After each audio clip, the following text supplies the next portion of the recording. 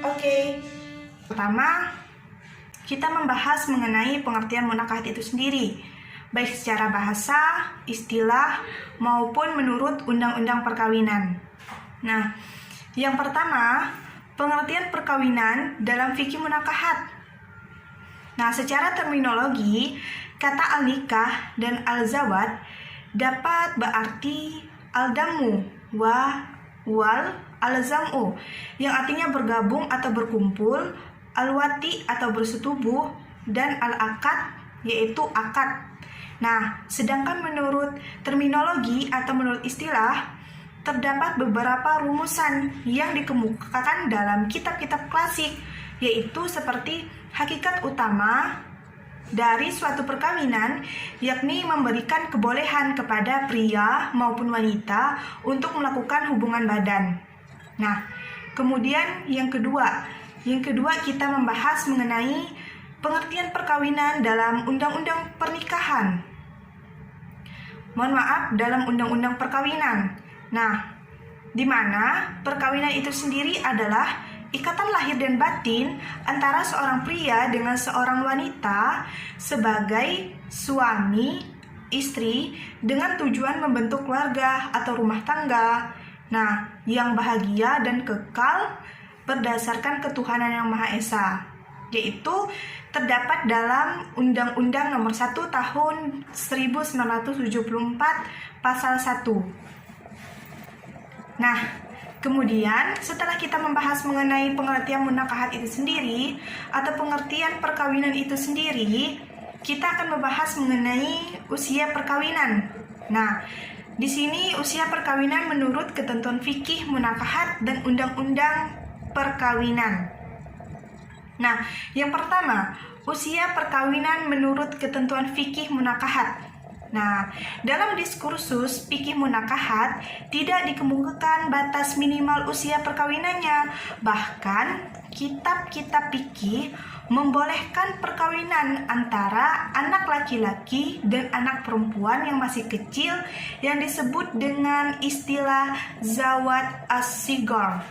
Nah, namun tidak ada ayat-ayat Al-Quran atau hadis Nabi yang secara jelas menyebutkan mengenai batas minimal usia perkawinan, terkecuali hanya ayat Al-Quran yang mengisyaratkan adanya batas usia tertentu, yaitu dalam Quran Surah An-Nisa ayat 6, yang artinya sebagai berikut. Dan ujilah anak yatim itu sampai mereka cukup umur untuk kawin. Kemudian, jika menurut pendapatmu mereka telah cerdas atau pandai memelihara harta, maka serahkanlah kepada mereka harta-hartanya. Quran Surah An-Nisa ayat 6. Kemudian, yang kedua, usia perkawinan menurut ketentuan Undang-Undang Perkawinan. Nah, ketentuan mengenai batas usia minimal tersebut terdapat di dalam Undang-Undang Perkawinan Pasal 7 ayat 1, di mana perkawinan hanya diizinkan jika pihak pria sudah mencapai usia 19 tahun dan pihak wanita sudah mencapai usia 16 tahun. Nah, meskipun demikian, dalam hal perkawinan di bawah umur terpaksa dilakukan, maka Undang-Undang Perkawinan masih memberikan kemungkinan penyimpangannya, yaitu terdapat pada Pasal 7 ayat 2, di mana Undang-Undang Nomor 1 Tahun 1974 yang menyebutkan bahwa dalam hal penyimpangan terhadap ayat 1 pasal ini dapat meminta dispensasi kepada pengadilan atau pejabat lain yang ditunjuk oleh kedua orang tua pihak pria maupun pihak wanita. Kemudian yang ketiga. Nah, yang ketiga ini merupakan praktik perkawinan di bawah umur dalam kehidupan bermasyarakat.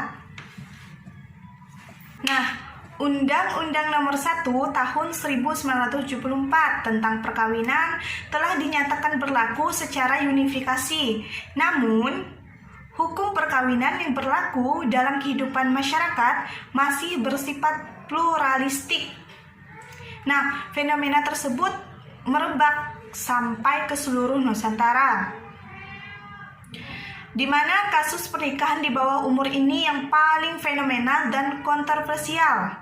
Sebagai contohnya adalah pernikahan seorang laki-laki yang berinisial P yang berumur 43 tahun dan dengan seorang perempuan yang berinisial L yang berumur 12 tahun, yaitu terjadi pada tahun 2008 yang lalu, yaitu di desa Bedono, Kecamatan Jambu, Kabupaten Semarang.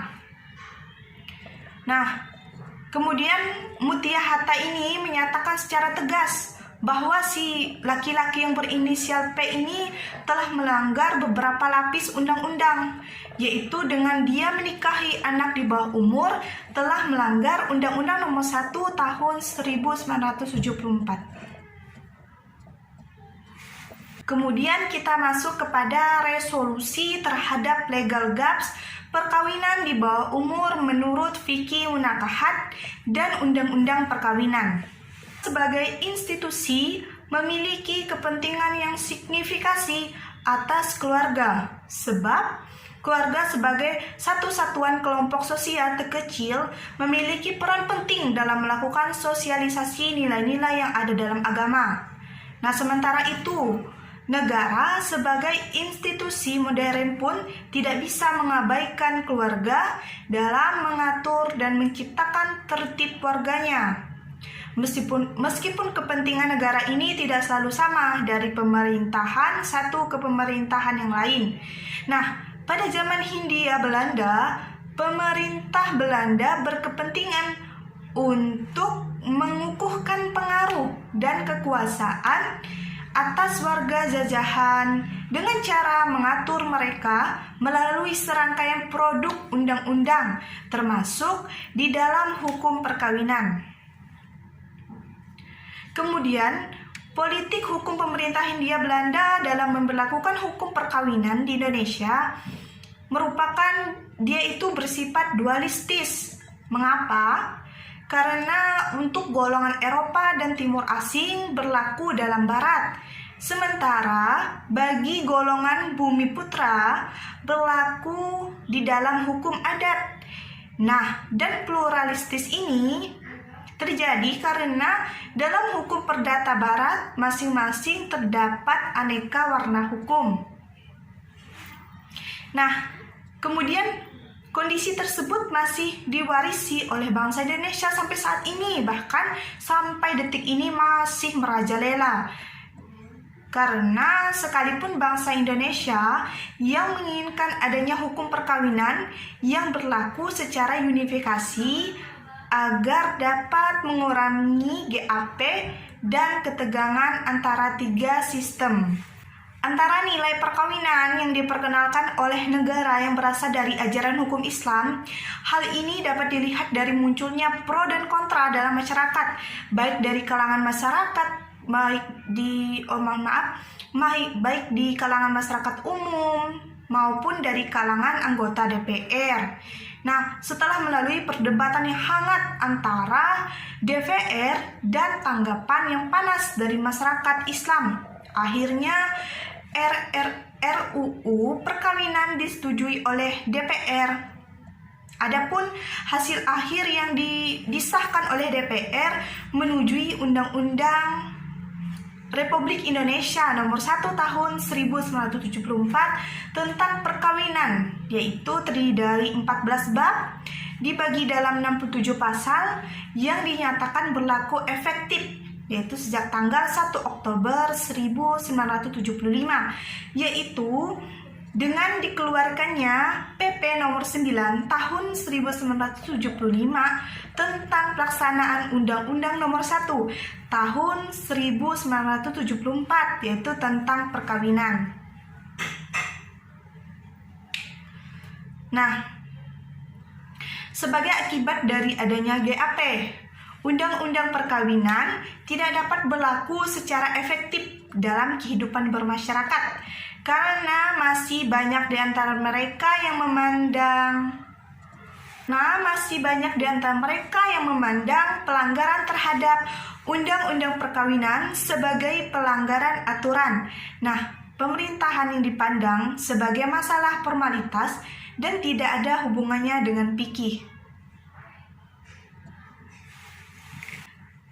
Kita masuk ke dalam salah satu contoh praktik perkawinan yang mencerminkan adanya gap antara undang-undang perkawinan sebagai formal legal order dengan diaparatkan dalam masyarakat sebagai social order adalah perkawinan di bawah umur yang merebak di tengah-tengah masyarakat.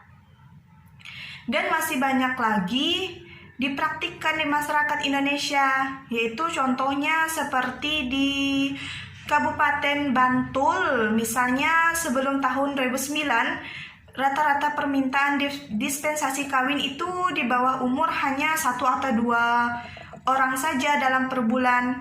Kemudian masuk tahun setelahnya itu meningkat menjadi 3-4 orang dalam per bulannya. Maka dia tuh semakin hari semakin meningkat. Itulah menyebabkan formal legal order. Baiklah, selanjutnya kita masuk dari legal substantif. Dapat dikatakan bahwa ada beberapa hal yang menjadi penyebab terjadinya legal gaps.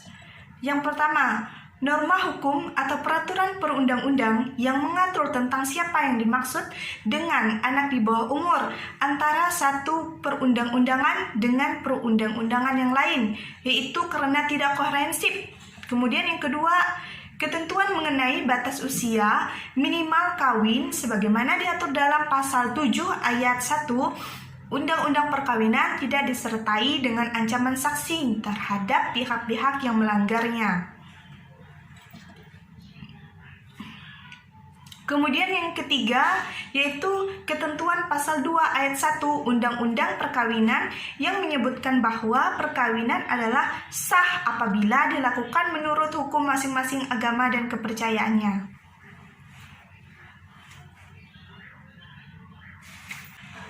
Kemudian kita masuk kepada mengatasi kesenjangan, di mana ada tiga alternatif kebijakan dan terprogram untuk mengatasi problem legal gaps menurut Sutandio. Baik, yang pertama, kebijakan mendayagunakan wibawa sanksi hukum guna memaksa masyarakat agar mematuhi peraturan hukum undang-undang yang sudah dipositifkan dan kesetiaannya sebagai partisipan populer order ke kesetiaannya sebagai national legal order.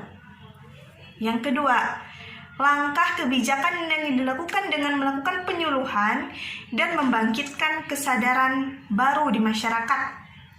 Yang ketiga, langkah kebijakan legal reform, yakni sebagai langkah yang dikerjakan dengan cara melakukan revisi atau pembaharuan atas bagian-bagian tertentu dalam kandungan hukum undang-undang yang telah ada.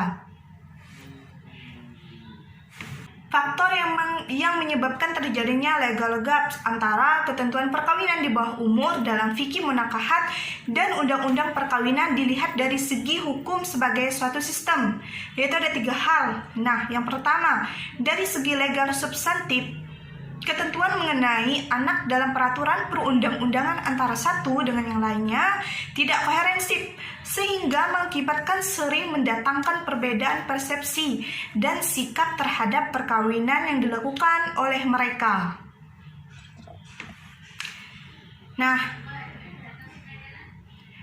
kultur sebagai konsekuensi legal atau sebagai konsekuensi logis dari tidak maksimalnya sosialisasi tersebut, maka penyakit kultur psikologis masyarakat belum dapat diatasi.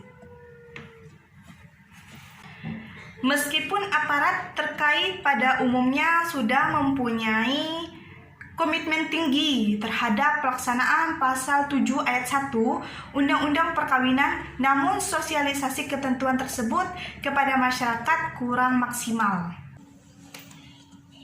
Baik, mungkin ini yang dapat saya sampaikan. Kurang dan lebihnya saya mohon maaf. Saya akhiri. Wassalamualaikum.